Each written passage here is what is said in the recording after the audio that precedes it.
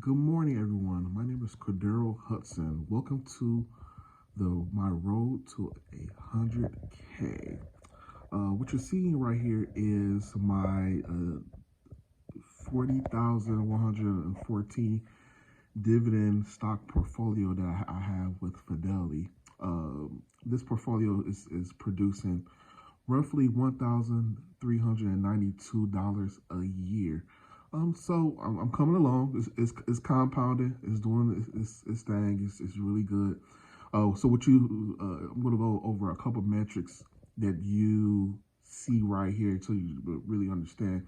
So my portfolio yield is 3.47%, which means that anybody to invest in my portfolio now would get 3.47%, but my portfolio really is pumping out 3.77% on my yield on cost. And so what you really see is that with the yield on cost, a lot of companies that I've bought has increased its dividend over the last couple of years. I've actually been really investing seriously for the last 3 years. I want to say 5 years in total. But what I really realized is that when I was investing, I didn't know what I was doing. I was buying stocks, and I really didn't even know what the S&P 500 was, and I was trying to figure out how to invest in it. But over the last 3 to 4 years, through just doing research, going through seeking out alpha on the website that you can do research on stocks, research on everybody else's dividend portfolios and investing strategies.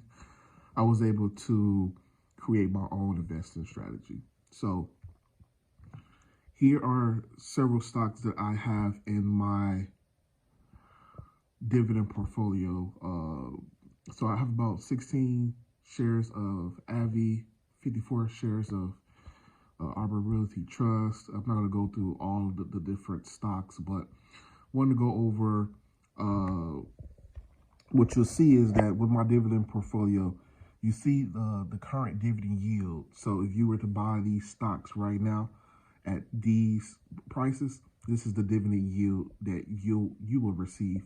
But the yield on cost is basically what you'll see is that certain stocks, give you an example, like Amgen, I bought it a year or two ago. So then with me buying a year or two ago shows that I bought it at a lower price, and then also I've occurred several dividend increases along the way, which means why my yield on cost is a lot higher than the actual dividend yield.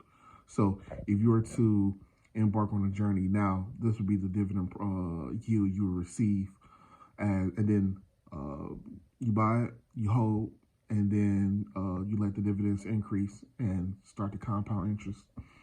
Uh, Here you go. We have I have Best Buy, Enbridge, KLAC. They develop the machines for uh, the machines for I want to say the microchips, the chips that goes into cars, computers, everything that we really use in society. And so then I just want to go even more a couple stocks that may be familiar with my audience. McDonald's, Ultra Group, that's the cigarette maker, Morgan Stanley, J.M. Smucker, et cetera. So uh, this just shows right here uh, basically how much I'll be expecting in terms of dividend income on a monthly basis. And so let's go into the detail more of my diversification. So in my diversification, what you will see is that uh, I have roughly 32 holdings in my dividend portfolio. My largest is Avi. My smallest is VC Properties. But in this embarking to this new year to 2023, I'm going to be investing heavily in VC properties, WPC, and also other companies. So basically, the most important tab is the upcoming dividends. The reason why you guys are here is because for me to promote investing, to show how when you compound and when you stick with it, that the dividends grow on a monthly basis. And so my lowest amounts are going to be January, April, July. So then I'm going to be earning roughly $90 a month. Those months on February, May, and so on, I'm going to be average around $108. And then March, June, and September are going to be my largest months for now. And with those months, I accumulate roughly $149. We can round it up, $150. It's going to go due to me reinvesting. And what I like about Track Your Dividends is that it comes with its own dividend calendar, so I'm able to see the different months, and I'm able to see what the different stocks are going to pay out certain months, so I know if I'm lacking in January, April, how much money I need to allocate to certain stocks to increase just my goal. And then here is another calendar. And then right here, what I love about this is to show you, let's go over for the month of January.